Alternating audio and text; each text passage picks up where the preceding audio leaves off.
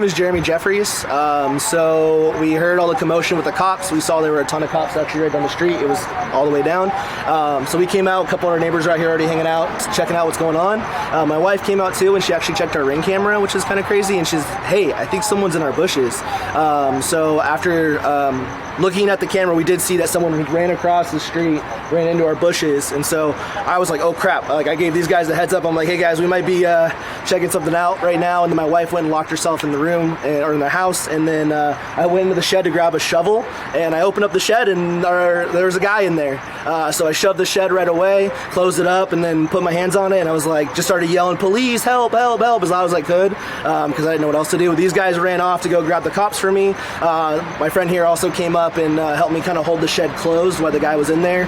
He was in there just saying like, hey, like, please let me out, please let me out, let me go. He wasn't fighting me too much. We just stood there and just started yelling, trying to get cops to come in.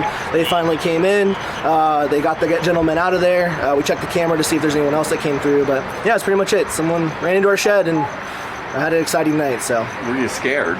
I mean, a little bit, but I mean, I was just more trying to get people there to come help, because obviously I didn't want this guy to run off or go somewhere else. So I just want to make sure the police can come in and deal with the situation, because we had no clue what was going on. So we weren't really scared. The guy luckily wasn't fighting us, so it wasn't like we were like life or death, like trying to fight some guy. Luckily he was just hanging out in there telling us if we can leave, but I really appreciate these guys also helping me out. So it was scary, but it wasn't too bad. So. Was he trying to get out when you were trying to hold it? It was like a light push. Like, he was just like, hey man, like, let me out, let me out, let me out. Like, it wasn't like he was like shoving or anything. I mean, he came over, but really I was just trying to get people's attention, so I was yelling to like hold him down, but he really wasn't fighting me that much. He was just like, let me out, dude, please. Not something you expected just to experience tonight, right? No, not at all. Did not expect this at all. So I'm just glad everyone's safe, no one's hurt. For we know, I don't know what happened down the street, so like I hope everyone's okay down there, but I'm just glad I don't have a stranger hanging out in my shed, so that's the biggest, scariest part. So yeah. Right, thank you. Thank you so much. Yeah, thank you guys. All right. My name is Ramiro Rodriguez, R-A-M-I-R-O, last name Rodriguez, R-O-D-R-I-G-U-E-Z. I'm a lieutenant with the San Diego Police Department. Today our officers found a stolen vehicle being driven by one man. The officers attempted to stop the vehicle in the area of Hotel Circle. The vehicle didn't stop for the officers, so a short vehicle pursuit ensued. The officers abandoned the pursuit when the vehicle began driving unsafe, and the public safety aspect required the officers to drop the pursuit. Shortly after, the vehicle crashed near the Balboa exit on the 805.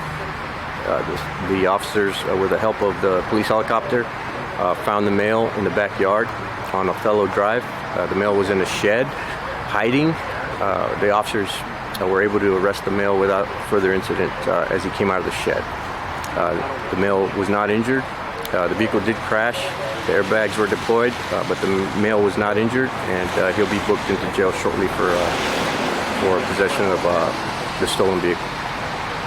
So after they canceled the pursuit, did they continue to follow and track with no code, no lights and sirens, or did they lose sight of the vehicle? No, it's unclear right now how the officers found the vehicle that was crashed on the side of the freeway. But after the pursuit was canceled, the officers obviously discontinued their lights and sirens.